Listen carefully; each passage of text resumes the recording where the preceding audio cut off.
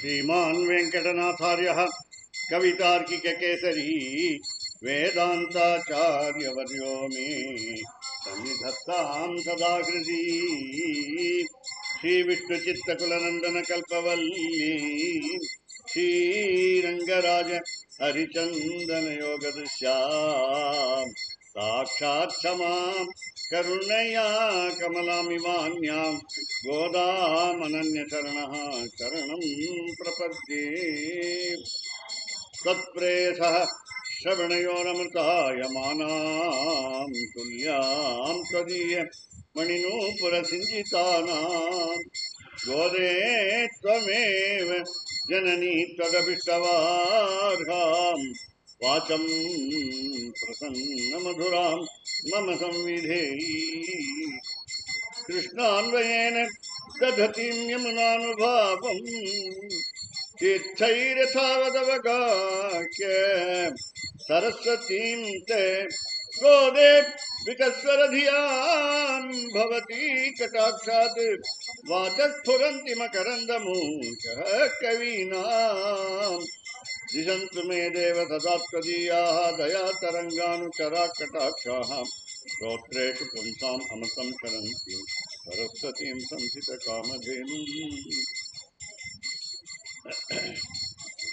नीलातुङ्गत्यनगरितटी सुप्तमुद्बोध्यविष्टं पाराक्षं त्वं श्रुतिशतशिरसिद्धमध्यापयन्ति भवचिष्टायां सजनीर्दं यामलाकृत्य पुङ्क्ते गोदा तस्यै नम इदमिदं भूये वास्तु भूयः அன்னவயல் புதுவை ஆண்டாள் அரங்கத்து பன்னிருப்பாவை பல்பதியம் இன்னிசையால் பாடிக் கொடுத்தாள் நற்பாமாலை பூமாலை சூடிக் கொடுத்தாளை சொல்லு சூடிக் கொடுத்த சொற்படியே தொல்பாவை பாடி அருளவல்ல பல்வளையாய் நாடி நீ வெங்கடவர்க்கு என்னை என்று இம்மாற்றம் வெங்கடபா வண்ணமே நல்கு மார்கழி மார்கழி வையத்து ஓங்கி ஓங்கி ஆழி மாயன் புல் கீச்சி கீழ் துமணி நோற்று கற்று கணித்து புள்ளின் உங்கள் எல்லே நாயகன் நாயகன் அம்பரம் உண்டு உண்டு குற்று முப்பத்து ஏற்ற அங்கன் மாறி மாறி அஞ்சி அஞ்சி ஒருத்தி மாலை கூடாலே கூடாலே கரவுகள் கரவுகள் சிற்றம் சிற்றம் மங்கம் மங்கம் கோதை பிறந்த ஊர் கோவிந்தன் வாழ்மோர் சோதிமணி மாடம் தோன்றுமோர் நீதியால் நல்ல பக்தர் வாழ்மோர் நான்மனைகளோதுமோர்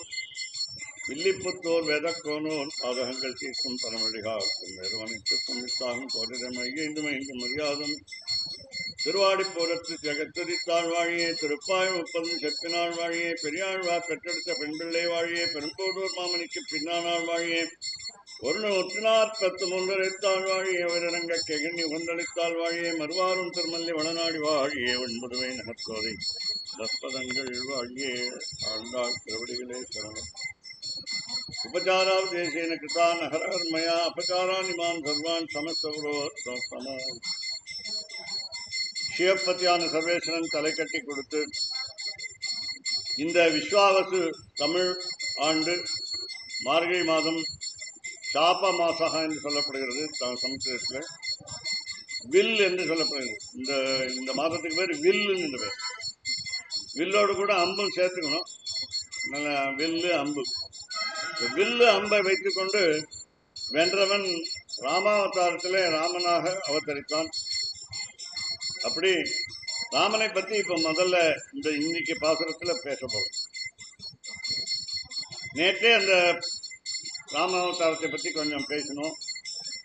அதாவது மனத்துக்கு ஞானி என்று பார்த்தோம். தென்னிலங்கை கோமானை செற்ற மனத்துக்கு ஞானி பாடவும் நீ வாய் திறவா என்று நேற்று பாசுரம். இன்றைய பாசுரம் 13வது பாசுரம். அதற்கு முன்பாக வழக்கமாக நம்ம தொண்டரடிப்பொடியாழ்வாரை நினைத்துக் கொண்டு அவருடைய திருப்பள்ளி எழுச்சியில் ஒரு பாடலை நாம் சேவித்து ஒரு பாசுரத்தை சேவித்து அவரும் தொண்டரடிப்பொடியாழ்வாரும் எம்பெருமானுக்கு பள்ளி உணர்த்தினார், எழுப்பினார், உறக்கத்திலிருந்து எழுப்பினார், தூக்கத்திலிருந்து எழுப்பினார். திருப்பாவை 30 பாசுரங்களும் தோழிகள் மூலமாக நம்மையெல்லாம் எழுப்புவதற்காக 30 பாசுரங்கள். அப்படி 2 ஆழ்வார்களும் துயில் உணர்த்துவது என்பதை கடமையாக கொண்டதனாலே இன்றைய பாசுரம் தொண்டரடிப்பொடி ஆழ்வாரை குறிக்கக்கூடியது. அவங்கள கொஞ்சம் பேசாம இருக்க முடியுமா, சொல்ல முடியுமான்னு பாருங்க. உறந்து பேசாம. இங்கே ஆலயத்திலே மணி அடிக்கப்படுகிறது. அதனால எதிர்க்கே இங்கே பெண்கள் பேசிக் கொண்டிருக்கிறார்கள். அதுபோல நல்ல சூழ்நிலை தான் இருந்தாலும் இதில் இந்த பதிவிலே ஒளி பதிவிலே விழுந்து விடும் காரணத்தினால் முதலே சமேவத்வா பரவாசுதேவம் ரங்கேஷம் ராஜவதர்கணியம் பிராபோதிகியும் யோகிருத சுத்திமாலாம் பக்தாங்கிரேனும் பகவந்த மீடே என்று சம்ஸ்கிருதத்திலே ஒரு தனியம்.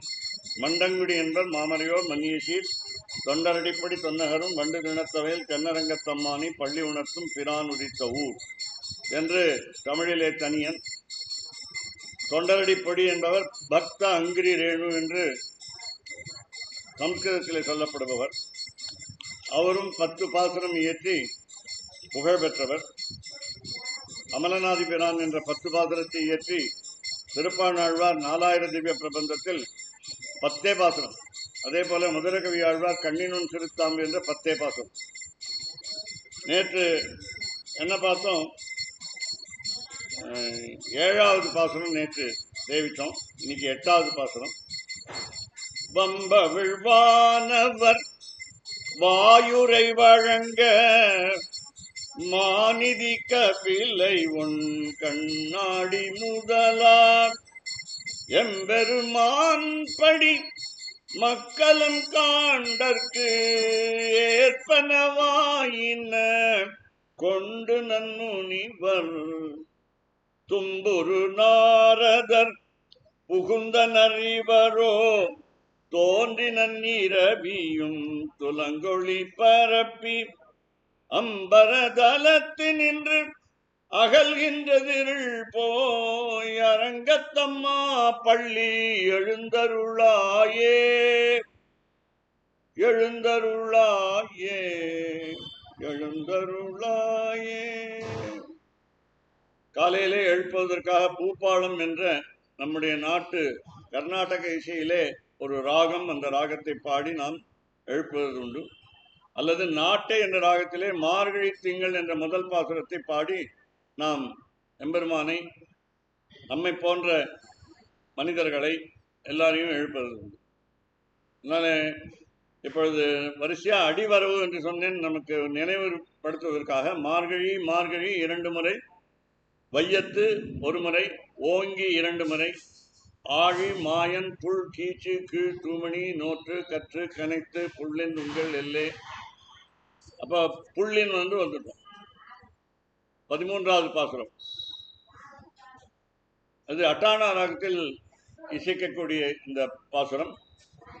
புல்லின் வாய்க்கீண்டானை பொல்லா அரக்கனை கிள்ளி களைந்தானை கீர்த்திமை பாடி போய் பிள்ளைகள் எல்லாரும் பாவை களம்புக்கார் வெள்ளி எழுந்து வியாழன் உறங்கிற்று உள்ளும் சிலம்பின காண் போதரி கண்ணினாய் குள்ள குளிர குடைந்து நீராடாதே பள்ளி கிடத்தியோ பாவாய் நீ நன்னாளால் கள்ளம் தவிர்ந்து கலந்தேலோரம் பாவாய். புள்ளின் வாய் கீண்டானே. 6வது பாசுரம். புள்ளும் சிலம்பனகான் புள்ளரையன் கோயில் வெள்ளை வெளிசங்கின் பேரரவம் கேட்டிலையோ என்று தொடங்கும் பாசுரம் 6ஆம் பாசுரம். பிறகு கீச்சு கீச்சென்று எங்கும் ஆனைச்சாத்தன் கலந்து என்று திருப்பியும் பறவைகளின் ஒலியை சொல்வது 7வது பாசுரம். இப்படி பல பாசுரங்கள் பறவைகளை பற்றி சொல்லும் பொழுது, பறவைகள் விடிகாலையில் எழுந்து விடுகின்றன. உங்களுக்கு தெரியும், கிராமத்திலே சேவல்கள், அதாவது கோழி என்று சொல்வார்கள் பொதுவாக, சேவல்கள் கூவுகின்றன. நம்மை எழுப்புவதற்காகத்தான் கூவுகின்றன. ஒருவருக்கொருவர் சேவல்களுக்கு அது எழுப்பு மொழி அல்ல. நமக்காக ராத்திரி 3 மணிக்கே கூட சேவல் கூவும், அல்லது 2 மணிக்கு. அப்ப இல்லை, 4 மணிக்கு 3:30 மணிக்கு மேல நாம அதனுடைய ஒலியை கேட்டு, இனிமையான ஒலியை கேட்டு, கொக்கரக்கோ என்று இனிமையாக கூவும். அப்படி அந்த குரலை கேட்டு நாம் எழுந்திருக்க வேண்டும் என்று சாஸ்திரங்கள் சொல்கின்றன. நாம் இரவு 11 மணி 12 மணி வரை தூங்காமல் இருந்து ஏதோ ஒரு செயலை செய்துவிட்டு காலையில் எழுந்திருக்க முடியவில்லை என்று சொல்கிறோம். அப்படி இங்கே காலை வேளையில நம்முடைய மனம் தெளிவாக இருக்கும். பிறகு பனி கொட்டும் பொழுது விஞ்ஞானப்படி ஓசோன் என்ற ஒரு சுற்றுச்சூழல் இருக்கும். அந்த சுற்றுச்சூழலில் நமக்கு வாயு, அதாவது காற்று தூசி இல்லாமல் இருக்கும், மாசு இல்லாமல் இருக்கும். அப்படிப்பட்ட நிலையிலே நாம் எழுந்திருக்க வேண்டும் என்று நாம் சொல்கிறோம். இப்படி இங்கே இந்த பாசுரத்திலே மீண்டும் புல்லும் சிலம்பினான் என்று வருகிறது. புல்லும் சிலம்பினான். அங்கே 6வது பாசுரத்திலே புல்லும் சிலம்பினான் என்பது கூட்டிலே பறவைகள் ஒன்றுக்கொன்று ஒலி எழுப்பிக் கொண்டிருக்கின்றன என்று பொருள். இங்கே புல்லும் சிலம்பினான் என்பது பறவைகள் இரை தேடி கூட்டை விட்டு வெளியே வந்து பல இடங்களில் அலைந்து திரிந்து தன்னுடைய குஞ்சுகளுக்காகவும் இறை கொண்டு வந்து கொடுக்கும் பொழுது ஏற்படுத்துகின்ற ஒலியை பற்றி இப்ப பேசுகிறோம். முதலிலே பறவைக்கும் ராமாவதாரத்துக்கும் பறவைக்கும் கிருஷ்ணாவதாரத்துக்கும் என்ன தொடர்பு என்றே முதல்ல பார்க்கிறோம். சாதாரணமா போன தடவை என்ன பார்த்தோம்? போன பாசுரத்தில் சென்றங்கு தென்னிலங்கை செற்றாய் திரள் போற்றி என்ற பின்னாலே வரப்போற பாசுரம் போல இங்கே மனத்துக்கினியானை பாடவும் நீ வாய் திறவாய் என்று கொஞ்சம் கிருஷ்ணாவதாரத்தையே புகழ்ந்து பாடுவதை கொஞ்சம் நிறுத்தி ராமாவதாரத்தை பாடுவோம் என்று நினைத்தால் மற்ற தோழிகள் 5 லட்சம் பெண்கள் வாசலில் வந்திருக்கிறார்கள். இங்கே ஒரு தோழி எழுப்பப்படுகிறாள். அவளுக்கு கிருஷ்ணன் பெயரில் அன்பு அதிகம் உண்டு.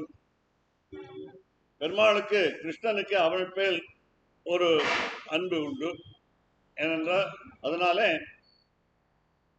முன்னாடி புனமையிலே செல்வ பெண்டாட்டி என்றெல்லாம் அழைத்த இந்த 5 லட்சம் பெண்கள் இப்பொழுது இந்த இதிலே ஒரு வேறு போதரி கண்ணினாய் என்று எழுப்புகிறார். போதரி கண்ணினாய் என்று கூப்பிடுகிறார். அதிலே 2 அழகு இருக்கிறது, பிறகு பார்ப்போம். புள்ளின் வாய் கீண்டானி. முதலிலே ராமாவதாரம் எடுத்துக்கொள்வோம். ஒரு ஜட்டாயு என்ற ஒரு பறவை, ஒரு கழுகு. அந்த கழுகு தசரதனுடன் நட்பு கொண்டிருந்தது. ராமனுக்கு தந்தையுடன் நட்பு கொண்டிருந்தது. நீண்ட கால நட்பு. அந்த நட்பிலே ஆரம்பத்திலே தசரதனுக்கு என்ன ஒரு அதிசயம் என்றால் 10 வயது ஆன பிறகு உடனே அரசு ஆட்சியை ஏற்றுக்கொள்ள வேண்டிய கட்டாயம் ஏற்பட்டது. ஏனென்றால் தந்தை மேலுலகம் சென்றுவிட தந்தைக்கு பதிலாக நல்ல அமைச்சர்கள் அந்த காலத்தில் இருந்தார்கள். நல்ல அமைச்சர்கள் உடனே நாடு அரசன் இல்லாமல் வீணாய் போய்விடும் என்று கருதி 10 வயதான தசரதனை அரியணையில் அமர்த்தினார்கள். அந்த 10 வயதிலிருந்து தசரத மகா சக்கரவர்த்தி 60,000 ஆண்டுகள் அந்த அயோத்தி என்ற தலைநகரை வைத்துக் கொண்டு கோசல ராஜ்யத்தை ஆண்டு வந்து கொண்டிருந்தார். அப்படி அந்த தசரதனுக்கு இளம் வயதிலேயே அரியணை கிடைத்ததால் போட்டி போட்டுக்கொண்டு நிறைய அரசர்கள், பல அரசர்கள் தன்னுடைய பெண்ணை திருமணம் செய்ய வைக்க நினைத்தார்கள். அப்பொழுது அந்த கோசல சாம்ராஜ்யத்தினுடைய தலைவன் அரசன் தன்னுடைய மகளான திருமகளான கௌசல்யை தசரதனுக்கு முடிவு செய்து தசரதனுக்கு திருமணம் செய்ய வைத்தான். அப்ப தெரிந்து கொண்டான், அப்பவே இருந்த ராவணன். ராவணன் கௌசல்யை கவர்ந்து செல்ல நினைத்தான். ராமாயணத்தில் நீங்க பாக்குறீங்க, ராமனுடைய மனைவியை சீதையை கவர்ந்து சென்றான். அதே போல கௌசல்யை திருமணம் செய்து கொள்ள வேண்டும் என்று ஆசைப்பட்டான். மாமியாரையும் ஆசைப்பட்டான், மருமகளையும் ஆசைப்பட்டான். அப்படி இந்த ராவணன் வந்து இந்த தசரதனுக்கு திருமணம் ஆகிவிட்டது.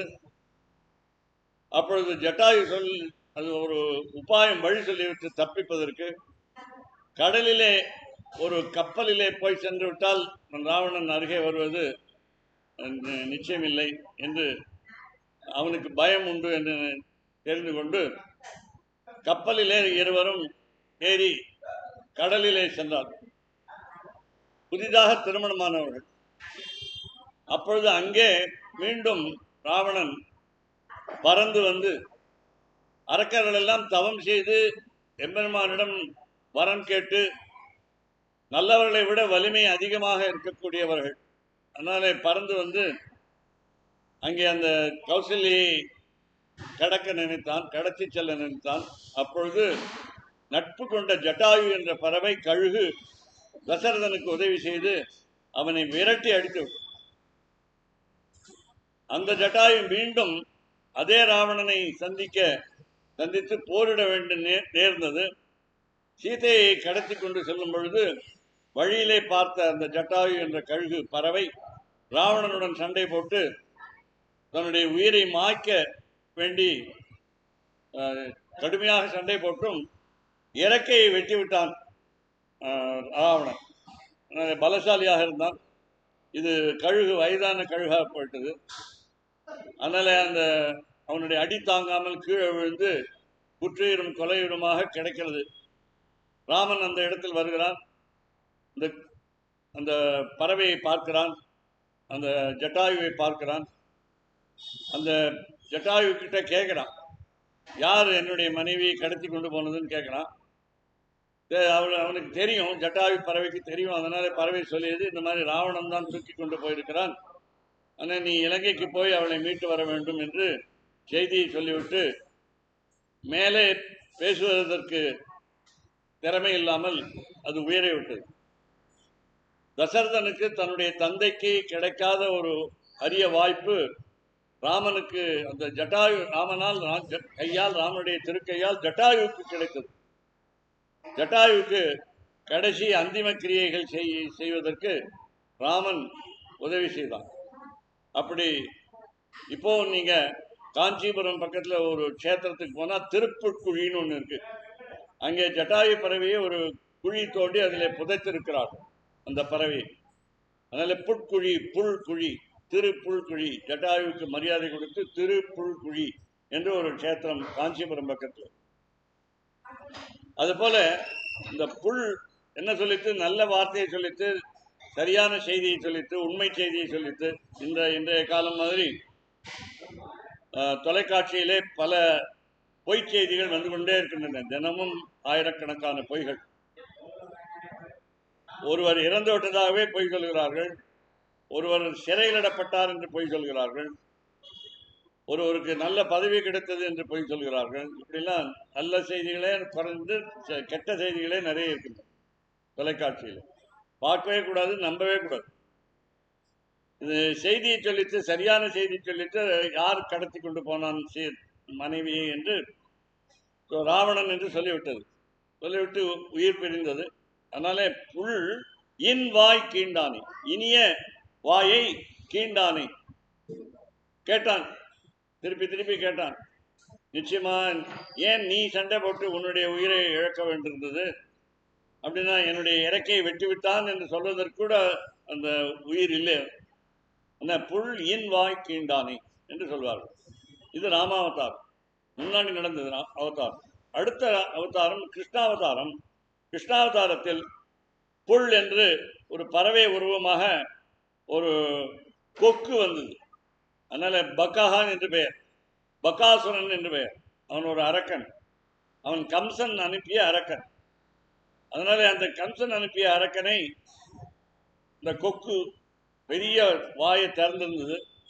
அந்த வாய்க்குள்ளே ஏதோ குகை என்று நினைத்து கோபர்கள், இடையர்கள், இடைச்சிகள், மாடுகள், எருமை மாடுகள் எல்லாம் உள்ள போயிட்டு அதனால் அவற்றை காப்பாற்றுவதற்காக கொக்கு வாயை பிளந்து கீண்டானை, புள்ளின் வாய் கீண்டானை, பகாசுரன் என்ற கொக்கு உருவத்தில் வந்த கம்சனால் அனுப்பப்பட்ட அரக்கனை கொல்ல வேண்டியிருந்தது கிருஷ்ணாவதாரத்திலே, கிருஷ்ணனாக அவதாரம் செய்த முழு. அதனால புள்ளின் வாய் கீண்டானை. அதற்கு முன்னாடி ராமனை பத்தி பேசினோம். மனத்துக்கினியானை பாடவும் நீ வாய் திறவாய். நினைத்தாலே ராமன் என்று சொன்னால் மனம் இனிக்கும், மனம் மகிழும், மனம் தித்திக்கும் என்று சொல்லும் பொழுது, அவனாவது ஒவ்வொரு கெட்டவரையும் கொல்லும் பொழுது ஒரு வாய்ப்பு திருந்துவதற்கு ஒரு வாய்ப்பு கொடுத்து அந்த ராமாவதாரம் அந்த அரக்கர்களை கொல்ல வேண்டும். ஆனால் கிருஷ்ணாவதாரத்தில் மனத்துக்கு இனியானான்னு கேட்டால் இல்லைன்னு சொல்லணும். ஏன்னா பூத்தனை என்ற ஒரு அரக்கி வந்தால் முதலில் கம்சன் அனுப்பி அவள் தாய்ப்பால் கொடுப்பது போல விஷம் கொடுத்தாள். உடனே அந்த விஷத்தையும் தாய்ப்பாலையும் அவள் உயிரையும் சேர்த்து குடித்து விட்டு அந்த அரக்கியை கொன்று விட்டான் கிருஷ்ணன். ஒரு வாய்ப்பு கொடுக்கவில்லை. இன்று போய் நாளை வா என்று ராவணனை சொன்னது போல சொல்லலை. நாளைக்கு உன்னுடைய விஷத்தை குடிக்கிறேன் என்று சொல்லலை. அப்படி சொல்லாமல் உடனே, அதே போல மறுநாள் வெளியிலே வந்து அந்த ஒரு கட்டை வண்டிக்கு அடியிலே தூளி வைத்து அதிலே அந்த குழந்தையை இட்டு அந்த தாலாட்டும் பொழுது சக்கட்டாசுரன் என்பவன் வந்தான். ஒரு வண்டி சக்கரத்தின் உருவத்திலே வந்தான். அவனையும் உடனே கொல்ல வேண்டியிருந்தது. அப்படி எல்லா அரக்கர்கள் வந்தபோது அவளை உடனே கொல்ல வேண்டிய கட்டாயம் அவனுக்கு ஏற்பட்டது, கிருஷ்ணனுக்கு ஏற்பட்டது. ஆனால் ராமனுக்கு அப்படி இல்லை. ஒரு வாய்ப்பு கொடுத்து திருந்துவதற்கு வாய்ப்பு கொடுத்து பிறகு கொண்டானே தவிர. அதனால அதுதான் மனத்துக்கு ஞானி என்று பார்த்தோம். இப்போ யாரை கொல்லுகிறான் யாரை கொல்ல மாட்டான் என்று தெரிந்து கொண்டால், கெட்டவர்களை கொல்லுவான், நல்லவர்களை கொல்ல மாட்டான், நல்லவர்களை காப்பாற்றுவான் என்பதை புரிந்து கொண்டு அடுத்த வார்த்தை சொன்னா பொல்லா அரக்கனை, கெட்ட அரக்கன். அப்ப கெட்ட அரக்கன் ஒன்று சொன்னால் நல்ல அரக்கன் ஒருத்தர் இருக்கான்னு அர்த்தம். முன்னாடி நரசிம்ம அவதாரத்திலே ஹிரண்யகசிபு என்ற ஒரு அரக்கன், அவன் கெட்ட அரக்கன். அவனுடைய பிள்ளை பிரகலாதன் என்ற சின்ன பையன் நல்ல அரக்கன். அவன் எம்பெருமானிடம் இறைப்பற்று கொண்டிருந்தான், பக்தி கொண்டிருந்தான். பிரகலாதன் 5 வயது குழந்தை எம்பெருமானை பற்றி தெரிந்து கொண்டு எம்பெருமானை போற்ற வேண்டும் என்று அறிந்து ஞானத்துடனும் பக்தியுடனும் வைராக்கியத்துடனும் அனுஷ்டானத்துடனும் இருந்தது அந்த குழந்தை. அப்படி அது மாதிரி நல்ல அரக்கர்களும் உண்டு. பிரகலாதனுக்கு ஒருத்தன் நமுச்சின்னு ஒரு பையன். அந்த நமுச்சி கெட்ட அரக்கன். நமுச்சிக்கு ஒரு பையன், அதாவது பிரகலாதனுக்கு பேரன் மகாபலி. அவனுக்கு ஒரே ஒரு கெட்ட குணம் தான் இருந்தது, அதாவது கர்வம், இருமாப்பு, திமிர், நான் தான் பெரியவன் என்று. அவனுக்கு அந்த கர்வத்தை மட்டும் அடக்குவதற்காக அவனை கொல்லாமல் விட்டது வாமனாவதாரம் என்ற அல்லது திருவிக்ரமாவதாரம். உலகெல்லாம் ஈரடியாக அளந்தது. அப்படியெல்லாம் உண்டு. கெட்ட அரக்கன், நல்ல அரக்கன், நல்ல அரக்கன், கெட்ட அரக்கன். இங்கே பொல்லா அரக்கன். பொல்லா அரக்கன் என்ன செய்ததுன்னா, ஒரு நாடகம் இருக்குது சம்ஸ்கிருதத்திலே, அனுமான் நாடகம் என்று. அந்த நாடகத்திலே ஒருவர் எழுதியிருக்கிறார். நெருப்பு என்ற பகவான் இருக்கிறது. நெருப்பு, அக்னி, விளக்கில், திருவிளக்கில் நெருப்பு இருக்கு. அந்த நெருப்பை சமையலுக்கும் பயன்படுத்தலாம், ஒரு கட்டடத்தை கொளுத்துறதுக்கும் உபயோகப்படுத்தலாம். விறகு வச்சு கொளுத்தி மாதிரி ஒரு வீட்டை கொளுத்துறதுக்கும் அது பயன்படும். நம்ம சாப்பிட்றதுக்கு உணவு தயாரிப்பதற்கும் அந்த நெருப்பு பயன்படுது. இது எப்படி நாம் அதை பயன்படுத்துகிறோம் என்பதுதான் கணக்கு. அதனால அந்த அக்னி தேவதையை தன் வீட்டிலே சமயக்காரனாக வைத்துக் கொண்டான் ராவன். சரியாக சமைக்கணும், உப்பு சரியா போட்டு, புளி சரியா போட்டு, அப்படிலாம் நல்லா சமைக்கணும், நல்ல சாப்பாடா சமைக்கணும்னு வச்சான். வாயு பகவானை, காற்று என்ற கடவுளை வீடு பெருக்குவதற்கு பயன்படுத்தினான். இந்த மாதிரிலாம் தேவர்களை எல்லாம் இவன் அடிமைப்படுத்தி கொண்டு தன்னுடைய வீட்டிலே நவக்கிரகங்கள் என்று சொல்லுகிறீர்கள், பல கோவில்களுக்கு போனா 9 கிரகங்கள் இருக்கு. இந்த 9 கிரகங்களை நாம் நம்முடைய வாழ்க்கை நன்றாக இருப்பதற்காக பிரதட்சணம் வருவோம். அந்த 9 கிரகங்களையும் தன் வீட்டிலே அடக்கி வைத்திருந்தான். சூரியன், சந்திரன் முதலே நீங்க 7 நாள் கிழமை தெரியும். ஞாயிற்றுக்கிழமை, திங்கட்கிழமை அப்படிங்கும்போது இன்னைக்கு ஞாயிற்றுக்கிழமை சூரியனை பார்த்து இவன் சொன்னா, நான் எப்ப சொல்றேனோ அப்பதான் உதயமாக வேண்டும். நான் எப்ப தூங்கி எழுந்திருக்கணும் அப்பதான் நீ உதயமாகும். நான் காலையில 8 மணிக்கு தான் சூரியன் உதயமா இது நான் எழுந்துக்கிறேன்னா நீ அப்பதான் வரணும் மேல அப்படிங்கிற மாதிரி எல்லாம் ஆணை போட்டிருந்தான். அப்புறம் சந்திரன் அதே மாதிரி தான், இரவுல எப்ப வரணும், எப்ப போகணும், எப்ப தெரியணும், எப்ப தெரியக்கூடாது அப்படின்னு சொல்லியிருந்தான். வீட்டுல ஒரு குளியல் அறை, இந்த குளியல் அறையில இந்த சூரியகாந்த கல் என்று ஒன்று வைத்திருந்தான். நிறைய இந்த கல்லால் கட்டின அந்த குளியலறை. இந்த சூரியன் ஒளி பட்டவுடன் அந்த கல்லிருந்து தண்ணீர் வரும்.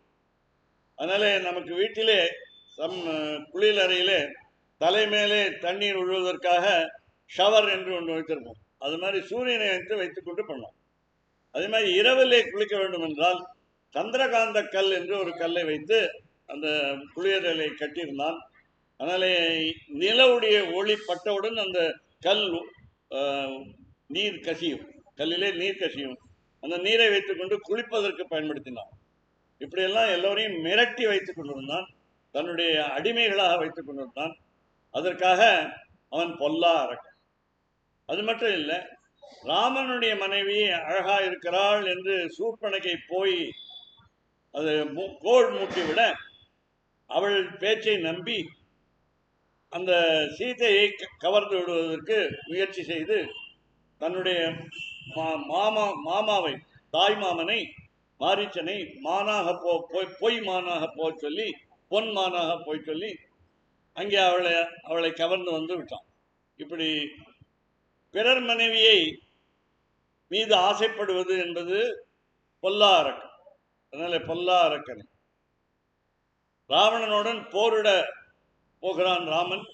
அப்பொழுது 24,000 பாடல்கள் எழுதின அந்த வால்மீகி என்ற ஆசிரியர் முனிவர் இந்த ஒரு இடத்தில் என்ன எழுதுவது என்று தெரியல.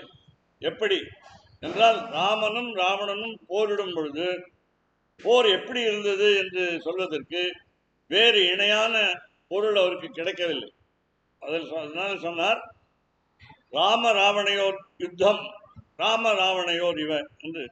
ராமனுக்கும் ராவணனுக்கும் இடையிலே நடந்த போர் ராமனுக்கும் ராவணனுக்கும் இடையிலே நடந்த போர் போல இருந்தது என்று சொன்னார். சரி, அதுக்கு வேற ஏதாவது உவமை உண்டான்னு கேட்டா, இந்த ஆகாசம் இருக்கிறது, வானம். இந்த வானத்திலே இரவிலே நட்சத்திரங்கள் தெரியும், பகலிலே சூரியன் தெரியும், வெளிச்சமாக இருக்கிறது, நீல நிறத்தில் இருக்கிறது. அங்கே நிறைய நவக்கிரகங்கள், சூரியன் சந்திரன் போல நிறைய நவக்கிரகங்கள் அங்கே சுற்றி கொண்டிருக்கின்றன. அப்படி பார்க்கும்பொழுது பரப்பு எல்லை இல்லாமல் இருக்கிறது. இப்படிப்பட்ட வானத்துக்கு உவமை இல்லை. அதனாலே சொன்னார், ககனம் ககனாகாரம். ககனம் என்றால் வானம். வானம் எப்படி இருக்கிறது? வானம் போல இருக்கிறது. எப்படி நாம புரிஞ்சுக்க முடியாது. அதே மாதிரி கடல் இருக்கிறது, சமுத்திரா. இந்த கடல் எப்படி இருக்கிறது என்றால் கடல் போல இருக்கிறது. சாகரஹா சாகரோபமகா என்று சொன்ன வால்மீகி ராமாயணம். 24,000 பாடல் எழுதினவருக்கு இது ஒன்றும் கஷ்டம் இல்லை. ஆனா வேற வழி இல்லை. அதற்கு உவமை, தனக்கு உவமை இல்லாதான் தாழ் சேர்ந்தாக்கல்லால் மனக்கவலை மாற்றல் அறிது என்பது திருக்குறள். அதனால தனக்கு உவமை இல்லாதவன் இந்த ஸ்ரீ வெங்கடேச பெருமாள். இவனுக்கு இணையானவன் ஒருத்தரும் கிடையாது, வேற எந்த தெய்வமும் கிடையாது. அப்படி இங்கே பொல்லா அரக்கனை அவன் என்ன வந்தான், எப்படி வந்தான்? 10 தலைகளோடு வந்தான். இந்த 10 தலைகள் என்பது என்னன்னு கேட்டா, 10 தலை இருக்குமா என்று நம்பிக்கை நமக்கு வராது, குழந்தைகள் நம்பாது ராமாயணத்தை கேட்கும் பொழுது. அந்த 10 தலை எப்படி இருக்கும் என்று கேட்கும் பொழுது, நம்முடைய உடலிலே 10 புலன்கள் இருக்கின்றன. 5 அறிவு புலன்கள் இருக்கின்றன. கண், காது, வாய், மூக்கு, இந்த தோல், உடல் என்று 5. அதே போல 5 செயல் புலன்கள் இருக்கின்றன. நமக்கு வந்து கழிவறை போக வேண்டியிருக்கிறது. அப்புறம் பல பலவிதமான 5 செயல் புலன். அதனால 10 புலன்கள். பிறகு மனம் என்றது 11வது புலம். நம்முடைய இதயத்தில் சொல்லுகிறோம் மனம் இங்கே இருக்கிறது என்று சொல்லுவோம். அதனால நம்முடைய தலையில இருக்கிற மூளை என்று சொல்லுகிறோம். அந்த மூளையும் இந்த மனம், அதாவது இதயமும் சேர்ந்து பணி செய்தால் அதற்கு மனம் என்று. அந்த மனம் 11வது புலன். அதனால 11வது புலன் இந்த ராவணனுக்கு இல்லை. அதனால 10 தலை மட்டும்தான். இந்த 10 தலையை ஒரு விளையாட்டாக சுவாமி வேதாந்த தேசிகன் தன்னுடைய தமிழ் பிரபந்தத்திலே சொன்னார். 10ம் கொத்தன உதிர ஓட்டினான் என்று. அதனால ஒரு மரத்திலே காய், பழம், இலை, பூ பறிப்பது போல அந்த ஒவ்வொரு தலையாக கிள்ளி எறிந்தான் ராமன் தன்னுடைய அம்பினால். பிறகு தெரிந்து கொண்டான், கடைசியில் ஒரு தலை தான் பாக்கி இருந்தது, மீதி இருந்தது. அவனுக்கு ஏன் அப்படி 10 தலைன்னா அதுல ஒரு ஆச்சரியம் என்னன்னா, அவனுக்கு சிவபக்தன். பரமசிவனுக்கு தன்னுடைய பற்றுனாலே, இறைப்பற்றுனாலே தன்னுடைய தலையை கிள்ளி அறுத்து அந்த நெருப்பில் போட்டவங்க. நமக்கு வந்து இந்த நகத்தை கிள்ளினாலே வலிக்கும். நகத்தை நாம் உரிச்சோமானாலே நமக்கு கை வலிக்கும், விரல்ல வலிக்கும், அப்புறம் ரத்தம் வரும். அவன் தலையே கிள்ளி போட்டான்னா அவனுக்கு வலிமை அதிகம் மட்டும் இல்லை, ஒரு பக்தியினுடைய ஆழம், இறைப்பற்றினுடைய ஆழம் இருக்கு. அதனால தலையை கிள்ளினா கூட அவனுக்கு வலிச்சமாக தெரியல. 10 தலையும் போட்டவன். அதனால 10வது தலை போடும் பொழுது பரமசிவன் அவனை தடுத்து என்ன வரம் வேண்டும் கேட்டார். அதனால நீண்ட வாழ்நாள் கேட்டான். 30 முக்கோடி வாழ்நாள் கேட்டான். 30 முக்கோடி. பார்த்துக்கணும் எவ்வளோ வருஷம் தான். அது அவங்க வருஷம் வேற, நம்ம வருஷம் வேற. நமக்கு வருஷம்ங்கிறது 365 நாள், அவருக்கு வேற மாதிரி. அப்படி அடுத்தது அந்த மாதிரி ஒரு சந்திரஹாசம் என்ற ஒரு வாளை கொடுத்தான் பரமேஸ்வரன். அதை வைத்துக்கொண்டு போரிடுவதற்கா, சண்டை போடுவதற்கா, இப்படிலாம் வரம் கேட்டிருந்தான். அப்புறம் இன்னொரு வரம் கேட்டான். என்னை வந்து 2 பேர் தான் கொல்லலாம். ஒன்று மனிதன், ஏன்னா மனிதனுக்கு சக்தி கிடையாதுன்னு சொன்னான். அப்பவே சொல்லிட்டான், மனிதனுக்கு திறமை கிடையாது. நமக்கே தேர்தல்னு ஒன்று இருக்கு, அதுல ஓட்டுன்னு ஒன்று இருக்கு. அதை போட்டு நம்ம ஒரு நல்ல கட்சியை தேர்ந்தெடுக்கலாம்னு ஒரு வாய்ப்பு இருக்குது. முடியலையே. நல்லவர்கள்லாம் ஓட்டு போட்டும் நல்ல கட்சி வரல ஆட்சிக்கு. அதனால கெட்ட கட்சி தான் வருது. அதனால கெட்டவர்கள் நிறைய போட்டு விடுகிறார்கள் ஓட்டை. அதனால நம்ம மனிதர்களால் ஒன்றும் இயலாமை என்றதுதான் இருக்கு, முடியல அப்படிங்கிறது தான் இருக்கு. அப்படி இவன் வந்து சொன்னான், மனிதர்கள் என்னை கொல்லலாம். அதே மாதிரி குரங்கு என்னை கொல்லலாம், குரங்கு கிட்ட எனக்கு பயம் கிடையாது அப்படின்னா. அதனால சம்ஸ்கிருதத்தில் ஒரு அழகு என்னன்னு கேட்டா, நரகன்னா மனிதன், நரகா தமிழ்ல நரன் என்று சொல்வார்கள். அதே மாதிரி வா நரகன்னா குரங்கு, வானரம் என்று சொல்வார்கள் குரங்கு. அதனால நரகா மனிதன், வா அல்லது வானரம் குரங்கு, இந்த 2 பேராலையும் தவிர யாரும் என்னை கொல்லக்கூடாதுன்னு வரம் கேட்டான். சரின்னு விட்டாரு பிரம்மா. படைப்போன்னு அப்படி சொல்லிட்டார். அப்போ அதனால இந்த வரம்லாம் வாங்கினவன் பொல்லா அரக்கன். அதனால அந்த பொல்லா அரக்கன் ஒரு ஏமாற்றி தன்னுடைய ஆண்மை இல்லை என்று உறுதி செய்து, ராமன் மாரிச்சன் என்ற பொன்மானை தேடி வேறு இடம் சென்ற பொழுது, சீதையை விட்டு அகன்ற பொழுது லக்ஷ்மணனையும் அனுப்ப செய்து, பிறகு அந்த அந்த இன்னொருவருடைய மனைவியை கவர்ந்தவன், ஆண்மை இல்லாதவன் அர்த்தம். மந்தோதரிங்கிற மனைவி அவள் கற்புக்கரசி, அவனுடைய மனைவி, ராவணனுடைய மனைவி. அவள் சொன்னான், நான் அழகா இருக்கேன், நான் அழகா இருக்கிற மனைவியை விட்டு ஏன் இன்னொருடைய மனைவியை நீ கவர நினைக்கிறாய் என்று கேட்டார். 5 பேர் நம்ம பொதுவாக கற்புக்கரசிகளாக சொல்லுவோம். அகல்யா, திரௌபதி, சீதா, தாரா, மந்தோதரி. மந்தோதரி என்பவள் ராவணனுடைய மனைவி. பஞ்சகன்யா ஸ்மரே நித்தியம் மகா பாப விநாசனம் என்று நம்ம பெண்கள்லாம் என்ன பண்ணணும், எண்ணெய் தேய்த்து கொள்ளும் பொழுது இந்த 2 வரியை சொல்லி எண்ணெய் தேய்த்து கொள்ள வேண்டும். ஆண்கள்லாம் ஒரு 5 6 7 பேரை சொல்லணும். அஸ்வத்தாமா, பலிகி, வியாசகா, ஹனுமான், விபீஷணகா. இந்த விபீஷணன் நல்ல அரக்கன், அதாவது ராவணனுடைய தம்பி, சொந்த தம்பி. இன்னொரு தம்பி இருந்தான், அது பெரிய தம்பி இருந்தான் கும்பகர்ணன். அவன் நல்ல அரக்கனாக இருந்து கெட்ட அரக்கனாக தன் பெயரை கெடுத்து கொண்டான். அதனால விபீஷணன் எப்பொழுதும் அவனுக்கு சாவே கிடையாது. இந்த சொல்ற பேருக்கெல்லாம் அஸ்வத்தாமா, துரோணர் என்ற ஆசிரியருடைய மகன் அஸ்வத்தாமா. பலிகி பிரகலாதனுடைய பேரன், இப்பதான் சொன்னேன். பிரகலாதன் என்ற நல்ல அரக்கனுடைய பேரன் மகாபலி. அவன்கிட்ட ஒரே ஒரு குறைதான் இருந்ததுன்னு சொன்னேன், அதாவது இருமாப்பு. நான் தான் உலகத்தில் பெரியவன், மற்றவர்கள்லாம் எனக்கு அடிமையாக இருக்க வேண்டும் என்று நினைத்தவர். அதனால பலிகி, அதனால அஸ்வத்தாமா, பலிகி, வியாசகா என்று மகாபாரதம் 1,00,000 பாடல்களை சம்ஸ்கிருதத்தில் எழுதினவர்.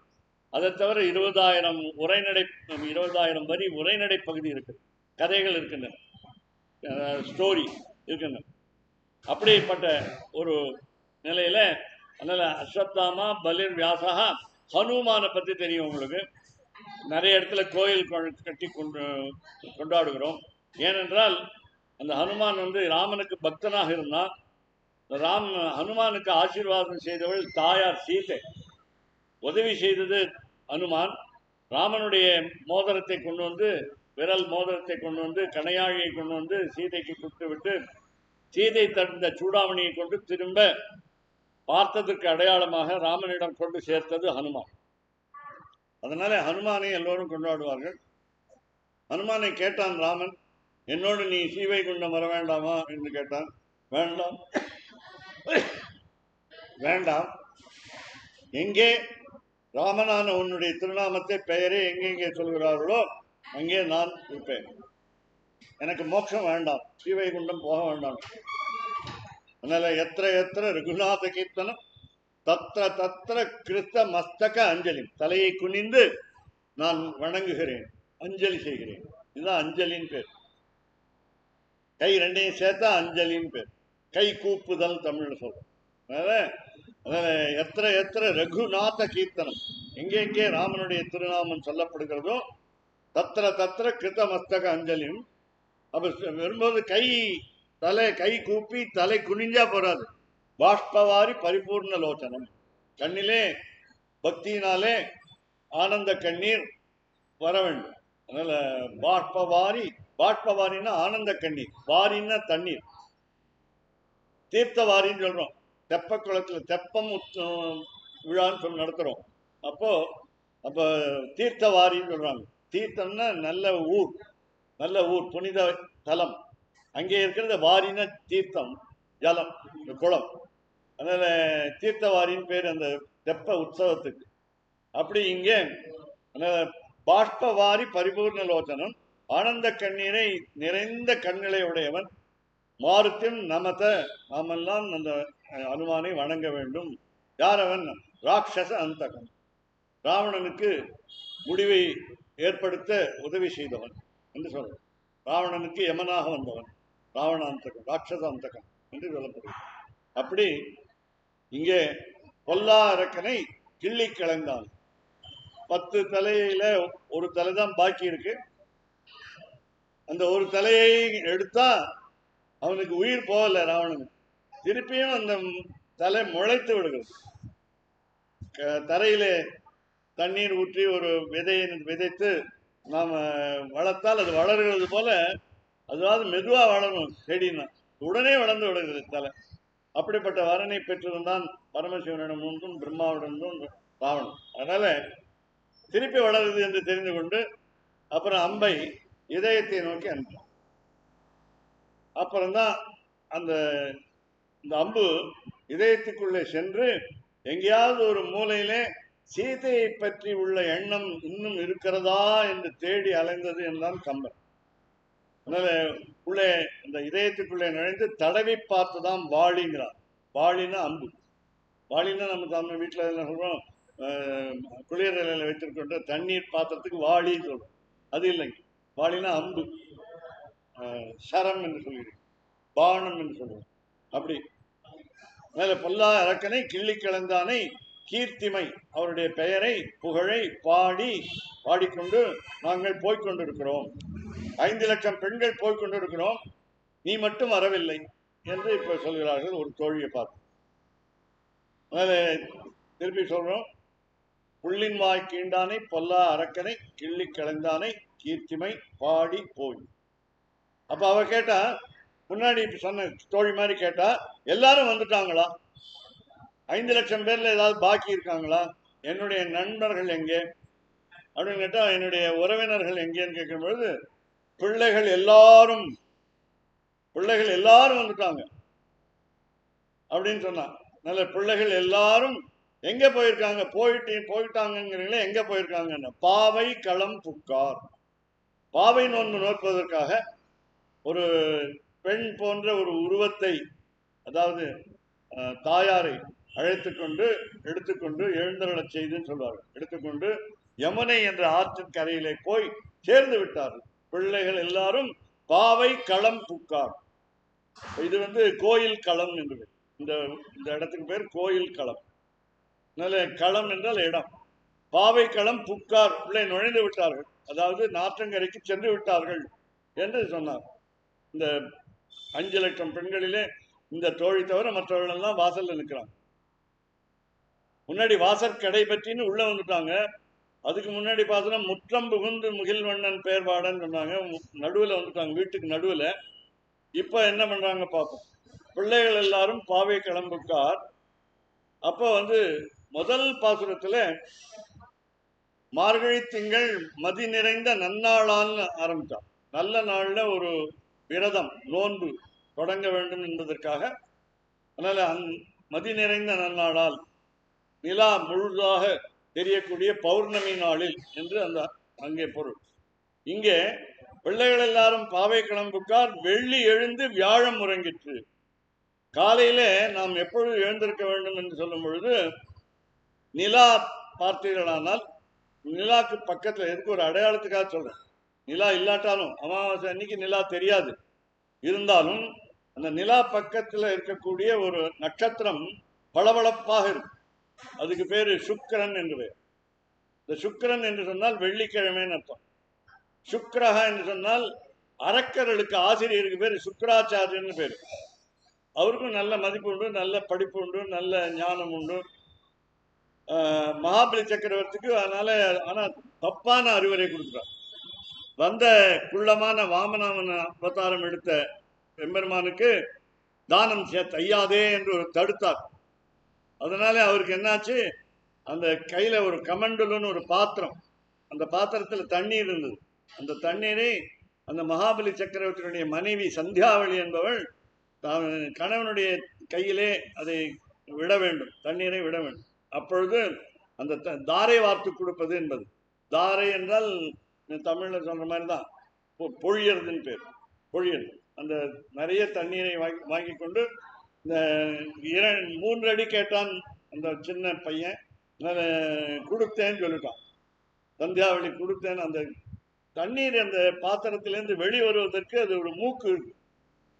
அந்த மூக்கிலே போய் இந்த சுக்கராச்சாரியர் வண்டு மாலை அடைத்து கொண்டார், இந்த தண்ணீர் விழாமல் இருப்பதற்காக. அதனால இந்த வாமனாவதாரத்திலே அந்த குள்ளமான பையன் ஒரு யுக்தி செய்தான்.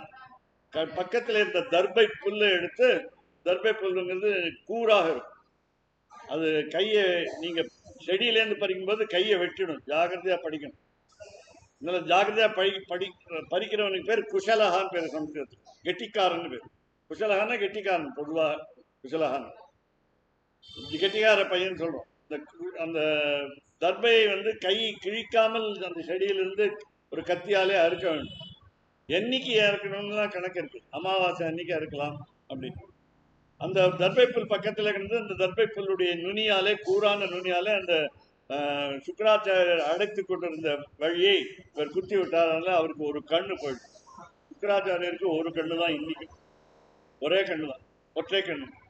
யார் ஒரு கண்ணுன்னு சாதாரணமா நீங்க கேள்விப்பட்டது என்னன்னா, ராமாவதாரத்திலே ஒரு காக்கை உருவமாக வந்த இந்திரனுடைய பிள்ளை ஜெயந்தன் என்பவன் ஒரு குற்றம் செய்தான். அந்த குற்றத்துக்கு தண்டனையாக ஒரு கண்ணை எடுத்து ஒரு கண்ணை வைத்து அவன் உயிரோடு அனுப்பிவிட்டான் ராமன். அதனால கருணா காக்குத்தன் என்று பெயர் ராமனுக்கு. அதனால காக்கைக்கு உயிரை திருப்பி கொடுத்துட்டான், கொல்லல. செய்த குற்றமோ பெருசு, தண்டனையோ சிறியது, அப்படி செய்தான். அந்த அப்ப இப்போ நாம என்ன பார்க்கிறோம், காக்கா இந்த உணவை எடுக்கும் பொழுது சாய்த்து கொண்டு அந்த மூக்கை எடுக்கும், அலகை சாய்த்து கொண்டு எடுக்கும். அதனால ஒரு கண்ணு தான் இருக்குங்கிறது இன்னைக்கும் பார்த்தா தெரியும். நேர சாப்பிடாது, நம்மள மாதிரி நேரம் எப்படி சாப்பிடாது, இப்படி சாய்த்து கொண்டு வா அப்படி. அதனால ஒரு கண் தான் இருக்கிறது என்று உண்டு. அதனால ஒற்றை கண்ணனுக்கு காணகா என்று சமஸ்கிருதத்தில் சொல்வார்கள். காணகா இதெல்லாம் ஒரு என்ன சொல்லுவாங்கன்னா கோடு வேர்டுன்னு சொல்லுவாங்க, பாஸ்வேர்டு, அது மாதிரி ஓடிபின்னு சொல்லுவாங்க. அதனால தெரிஞ்சு கொண்டால் ஒருத்தர் திட்டாமல் இருக்காங்க. ஒரு கண் பார்வை இல்லை, ஒரு கண் பார்வை இல்லை, அவர் குருடுன்னு சொல்லக்கூடாது இல்லையா. கண் தெரியாதவர் சொல்கிறோம், பார்வையில் அற்றவர் சொல்கிறோம், விஷுவலி சேலஞ்சு என்று ஆங்கிலத்தில் சொல்கிறோம், இப்படி எல்லாம் சொல்கிறோம். அப்படி இல்லாமல் டிஃபரண்ட்லி ஏபிள்டு என்று ஆங்கிலத்தில் சொல்வார், மற்ற திறமைகள் இருக்கிறது என்று சொல்லுவோம்.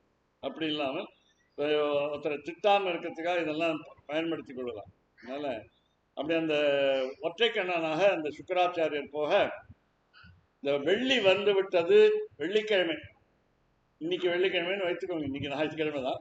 இன்னைக்கு வெள்ளிக்கிழமைன்னா காலையில 4 மணிக்கு அந்த சுக்கிரன் இந்த நட்சத்திரத்தை நீங்கள் நல்ல பளபளபளன்னு பார்க்கலாம். அது நம்ம பூமிக்கு அருகே இருக்கும், அதனால பளபளன்னு இருக்கும். தொலைவில் இருக்கிறது பளபளன்னு இருக்காது. அதுக்கு முன்னாடி குரு என்ற ஒரு நட்சத்திரம், அதாவது வியாழக்கிழமை. இந்த வியாழக்கிழமை இரவு போய் வெள்ளிக்கிழமை விழிந்து விட்டது என்று காட்டுவதற்காக வெள்ளி எழுந்து வியாழம் உறங்கிற்று. இந்த வியாழனுக்கு பேரு குருவாரம்னு பேர். குருவாரம் அப்படின்னா, குருன்னா ஆசிரியர்னு உங்களுக்கு தெரியும். அந்த ஆசிரியர் யாருன்னு கேட்டா பிருகஸ்பதியின் பேரு. யாருக்கு ஆசிரியர்னு கேட்டா 33 கோடி தேவர்களுக்கு ஆசிரியர்.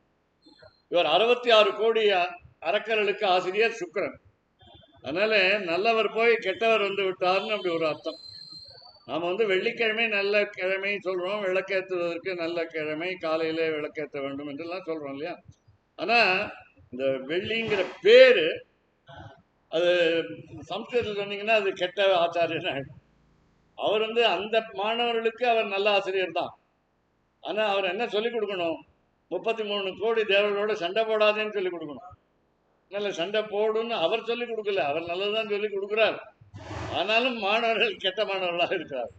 66 கோடி பேர் இருக்காங்க, ரெண்டு பங்கு. ஆனால் இந்த 66 கோடிகள் எதற்காக எம்பெருமான் படைத்தான், எல்லாம் இவன் தான் பண்ண கூத்து.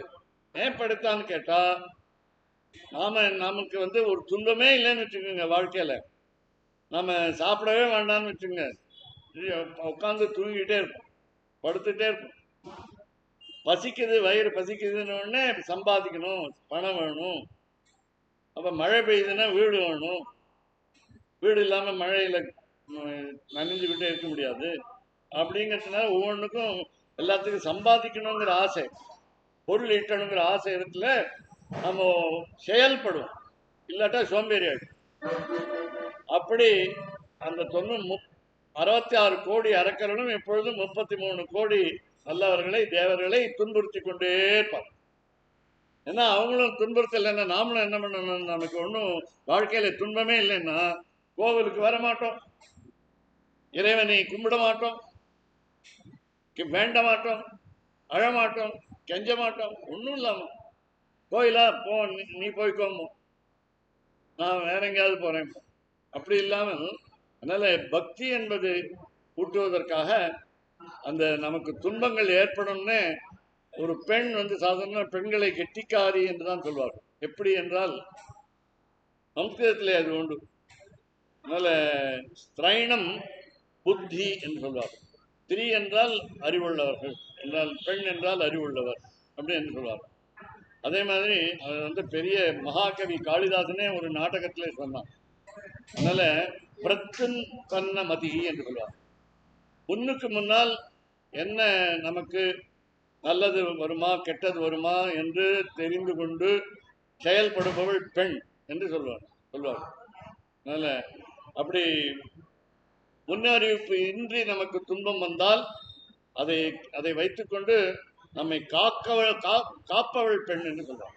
அதனால பிரத்யுத்பன்ன மதிகி என்று சொல்லப்படுது. அப்படி பெண்களை சொல்லும் பொழுது இங்கே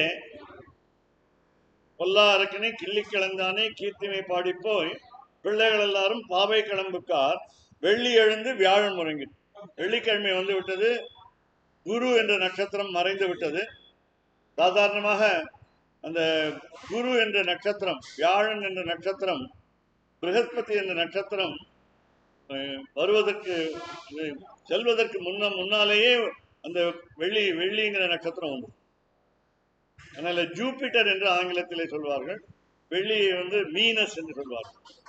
நம்ம ஜாதகத்துல கூட அந்த சுக்கிரன் எந்த இடத்துல இருக்கிறதை பொறுத்து நம்முடைய வாழ்க்கை இன்பத்தோடா துன்பத்தோடான்னு கண்டுபிடிக்கும்.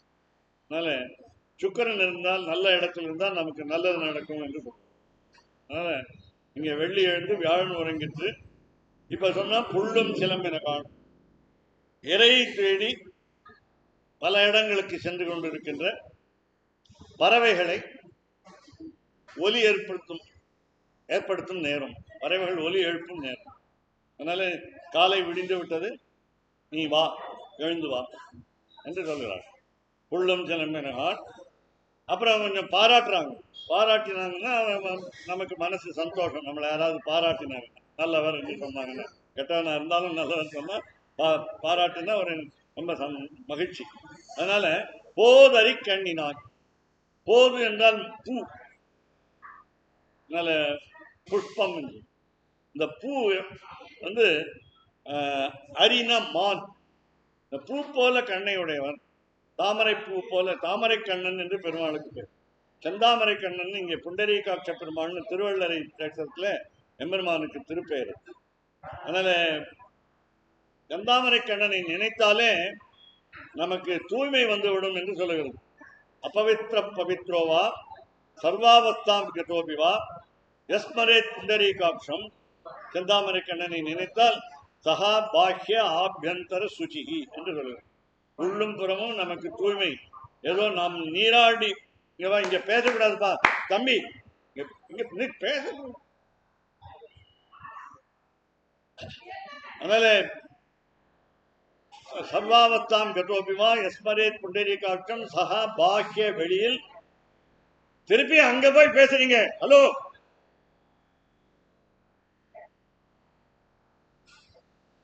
அதனால பாக்கிய ஆபியந்தர சுச்சி, உள்ளும் புறமும் நாம் தூய்மையாக ஆகிவிடுவோம் என்பது மந்திரம். அப்படி அதனால செந்தாமரை கண்ணனை நினைப்பு பாட வேண்டும். அதனால வெள்ளி எழுந்து வியாழன் உறங்கிற்று, புல்லும் சிலம்பினான் போது அரி கண்ணினாய். இன்னொன்று அரி என்று எம்பெருமானுக்கு பெயர். 6வது பாசனத்திலே உள்ளத்துக்கொண்டு முனிவர்களும் யோகிகளும் மெல்ல எழுந்து அரி என்ற பெயரவம் என்று ஹரிஹி ஹரிஹி என்று எம்பெருமானுடைய திருப்பெயரை சொல்லி எழுந்திருக்கிறார். பெரியவர்கள், சிறந்தவர்கள், முனிவர்கள். அப்படி அதே மாதிரி இங்கே போது காலை வேளையிலே அரி என்று சொல்லக்கூடிய கண்ணினாய், உன்னுடைய கண்ணிலே நாங்கள் இறைவனை பார்க்கிறோம்.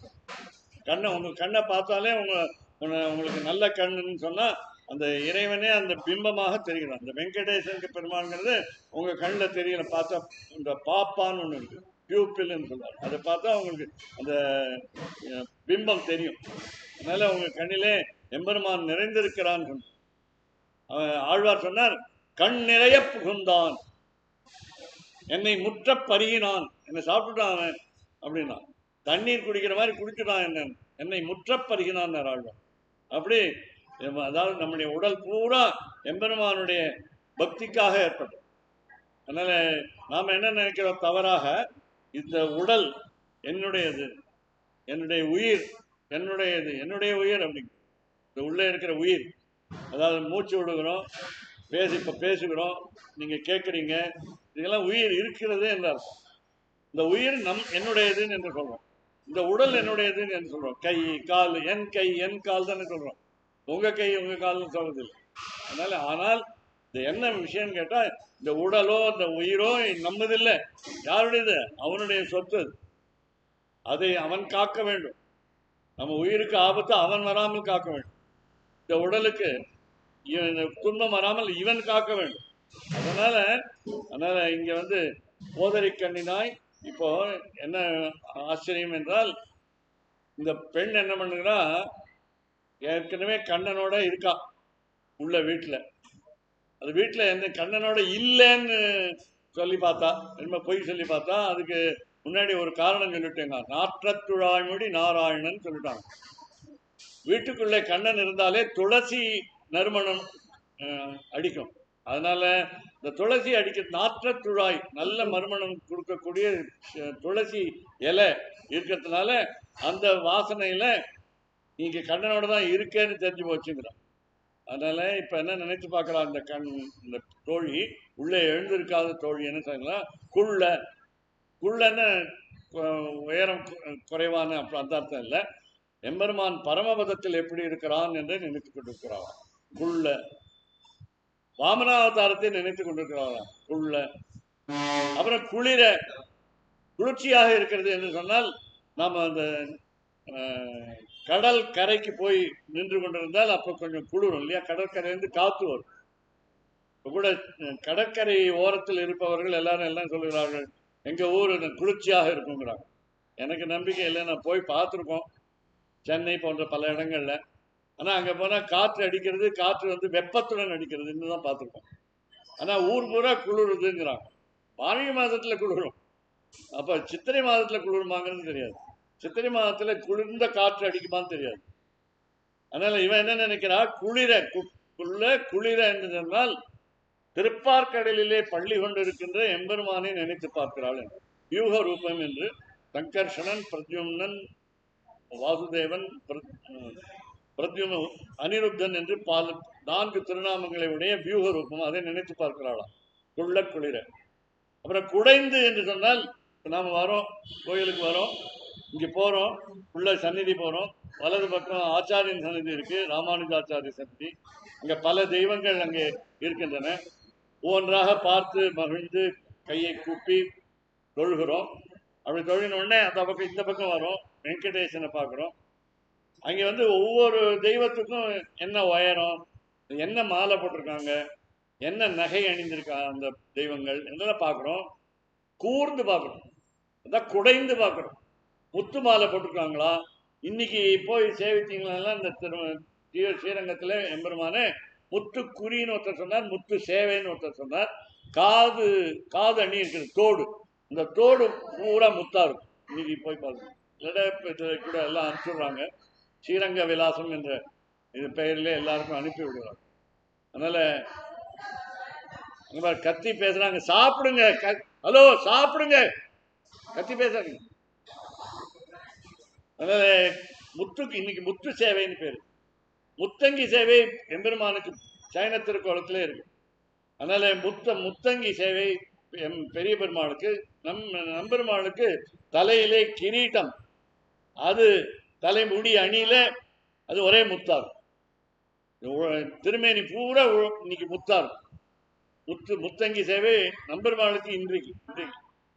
அதனால அதை நீங்கள் ரசித்து மகிழலாம். குளிர குடைந்து நீராடி, அப்போ எம்பெருமான் திருநாமங்களை சொல்லணும், பெயர்களை சொல்லணும். குளிர குடைந்து நீராடாதே, அப்படி செய்யாதேங்கிறான். அப்படி செய்யாதேன்னா தனியா செய்யாதே, எங்களோடு சேர்ந்து வா. 5 லட்சம் பெண்களோடும் சேர்ந்து அந்த எம்பெருமானுடைய உருவங்களை பர, வியூக, அர்ச்சா என்ற உருவங்களை, திருவுருவங்களை நாம் ரசித்து மகிழ்வோம் என்று குடைந்து நீராடாதே. பள்ளி கிடத்தியோ, நீ எப்பொழுதும் படுக்கையிலேயே படுத்துட்டு இருக்கியே, எழுந்து வரவில்லை. வாங்கன்னு கூப்பிடுச்சே கூட வாய் திறக்கல, வாங்கன்னு சொல்றதுக்கு வாய் திறக்கல. நல்ல பள்ளி கிடத்தியோ பாவாய். 2வது தடவை சொல்றாங்க பாராட்டு, நல்ல பெண்ணே. கெட்ட பெண்ணேன்னு கூப்பிட்டா வருவாங்களா? அதனால நல்ல பெண்ணே அப்படின்னு கூப்பிடுறாங்க. பாவாய், ஏன் நீ சொல்றாங்க, பாவாய் நீ. முதல் பாசனத்தில் சொன்ன மாதிரி இன்னைக்கும் நல்ல நாள் தான், நாம நோன்பு தொடங்கின நாளும் நல்ல நாள் தான், இன்னைக்கும் நல்ல நாள் தான். அதனால பாவாய் நீ நன்னாளால் கள்ளம் தவிர்ந்து நீ திருட்டுத்தனம் செய்யாதேங்கிறான். என்ன திருட்டுத்தனம் செய்து கொண்டிருக்கிறாள்? இப்பதான் சொன்னோம். என்னன்னு கேட்டா, பரரூபம், வியூக ரூபம், அச்சாரூபம், இந்த உருவங்களை, திருவுருவங்களை தன் மனதில் கொண்டு மகிழ்ச்சியுடன் இருக்கிற பெண்ணை பார்த்து, அதனால கள்ளம் தவிர்ந்து கலந்தேலோர் என்பாவை, எங்களோடு சேர்ந்து வாருங்கள் என்று அழைக்கிறார். இதுல என்ன வேடிக்கைன்னு கேட்டா, இவன் கள்ளன், இவன் ஒரு திருடன். இவன் கிருஷ்ணாவதாரத்திலே தன்னுடைய திருட்டுத்தனத்தை அதிகமாக காட்டினான். பிறகு இந்த ஆழ்வார், தொண்டரடிப்பொடி ஆழ்வார் தன் எம்பெருமானை கள்ளான்ங்கிற மாதிரி, கள்ளனேன்னு கள்ளன் தெய்வம் அப்படின்னு சொல்லி தன்னையும் கள்ளன் என்று சொன்னான். ஏன் தன்னையும் கள்ளன் என்று சொல்றான்? இப்ப என்னுடைய உடல், என்னுடைய உயிர் என்பது என்னுடையன்னு சொல்லிட்டே இருக்கும். அதனால அப்படி சொன்னால் அது தவறு. அது நாம திருடன். என்ன ஒரு திருடன் அர்த்தம்? இந்த உடல் என்னது, அவனது, இந்த உயிர் அவனது அப்படின்னு சொல்றோம். எம்பெருமானது சொல்றோம். அதனால கள்ளம் தவிர்ந்து கலந்தேலோர் என்பார். சீக்கிரம் அந்த வேகமா ஆசிரியரை பற்றி பார்க்கும் பொழுது, புள்ளின்வாய் கீண்டானை. புல் என்றால் பறவை, முன்னாடியே சொல்லியிருக்கோம். இந்த பறவைங்கிறது தித்திரின்னு ஒரு பறவை. அந்த தித்திரி பறவைகள் என்ன செய்தன? அந்த காலத்துல வேதங்கள் எம்பெருமானுடைய மூச்சு காற்றாக வெளியே வந்தவை அந்த தித்திரி பறவைகள் உண்டு விட்டன. அந்த எழுத்துக்களை உண்டு விட்டன. ஆனால் அந்த எழுத்துக்கள் மீண்டும் அந்த தித்திரி பறவைகள் உமிழ்ந்தன. இந்த உமிழ்ந்ததை தைத்திரியோபனிஷத் என்று வேதமாக சொல்வார்கள். அதனால புள்ளின் வாய் கீண்டானை தைத்திரியோபனிஷத் என்ற வேதத்தை படித்தவர்கள் ஆசிரியர்கள். அந்த ஆசிரியர்கள் கீண்டானை, பொல்லா அரக்கனை, பல பேர் அதை பொருள் மாற்றி சொல்வார்கள். அதனால பொல்லா அரக்கனை, கிள்ளி கிளைந்தானை, தவறாக பொருள் தருவர்களை தள்ளி ஒதுக்கிவிட்டு கிள்ளி கிளைந்தானை, கீர்த்திமை பாடி போய் அந்த ஆசிரியை நாம் மாணவர்கள் புகழ்ந்து, பிள்ளைகள் எல்லாரும், அதாவது மாணவர்கள் எல்லாரும் பாவை களம்புக்கார் தேர்வறைக்கு சென்று அல்லது வாதம் இடுகின்ற இடத்துக்கு சென்று பாவை களம்புக்கார் வெள்ளி எழுந்து வியாழன் முறங்கிற்று நல்லாசிரியர்களை அணுகி, அதனால ரெண்டு பேருமே பிரகஸ்பதி சுக்கராச்சாரியர் ரெண்டு பேருமே அணுகி வெள்ளி எழுந்து வியாழன் முறங்கிற்று. ஒருவருடைய வகுப்பு முடிந்தது, இன்னொரு வகுப்பு தொடங்கி வருது. அதனால வெள்ளி எழுந்து வியாழன் முறங்கிற்று, புல்லும் கிளம்பினகான். பல மாணவர்கள் ஒருவருக்கொருவர் பேசிக் கொண்டிருக்கிறார்கள். புல்லும் கிளம்பினான், போதரை கண்ணினாய். அதிலே மாணவிகளும் இருக்கிறார்கள். அவர்களுடைய கண்கள் அழகாக இருப்பதற்கு காரணம் படித்தவருடைய கண்கள் அழகாக இருக்கின்றன. நல்ல போதரை கண்ணினாய் குளிர குடைந்து நீராடாது என்று சொன்னால், சில மாணவர்கள் மட்டும் சேர்ந்து, நன்றாக படிக்கும் மாணவர்கள் மட்டும் சேர்ந்து ஒருவருக்கொருவர் அந்த படிப்பை பற்றி பேசாமல் எல்லோருக்கும் அதை அந்த ஞானத்தை, அறிவை பகிர்ந்து கொடுக்க வேண்டும் என்று சொல்லி குளிர குடைந்து நீராடாதே. பரரூபம் எப்படி இருக்கும், வியூக ரூபம் எப்படி இருக்கும், இந்த அர்ச்சா ரூபம் எப்படி இருக்கும் என்றெல்லாம் தெரிந்து கொண்டு, ஒருவருக்கொருவர் வேதத்திலிருந்து அதை புரிந்து கொண்டு ஒருவருக்கொருவர் தெரிய வைத்துக் கொண்டு நீராடாதே. பள்ளி கிடத்தியோ தூங்காமல் நீ நன்னாளால் கள்ளம் தவிர்ந்து, அதாவது கல்வியை திருடாமல். கல்வியை திருட முடியாது, ஆனால் கல்வியை பகிர்ந்து கொள்ளும். அது ஒரு செல்வம், கல்வி செல்வம், செல்வத்து செல்வம், செவி செல்வம், அச்செல்வம் செல்வத்துடெல்லாம் தலை என்று திருக்குறள் சொன்ன மாதிரி இந்த செல்வத்தை மற்றவர்களுக்கெல்லாம் பகிர்ந்து மாணவர்கள் ஆசிரியர்களிடம் கற்று மற்ற மாணவர்களிடம் பகிர்ந்து கொண்டு எல்லோரும் இனிமையோடு இன்பத்தோடு வாழ வேண்டும் என்று எம்பெருமானை வேண்ட வேண்டும் என்று சொல்லி, நாளைக்கு இந்த பாசுரம் எல்லே இளங்கிலியே, சாரி, உங்கள் புழக்கடை தோட்டத்து வாவியோ ஆனந்த பைரவி ராகத்தில் அமையக்கூடிய பாசுரம். அப்படிப்பட்ட பாசுரத்தை நாம் அனுபவிப்போம். கவிதார்க்கிகசிம்ஹாய கல்யாண குணசாலினே ஸ்ரீமதே வெங்கடேஷாய வேதாந்த குரவே நமः. வாதித்விபசிரோ பங்க பஞ்சானன பராக்கிரமः ஸ்ரீமான் வெங்கடநாதார்ய ஸ்திரம் விஜயதாம்.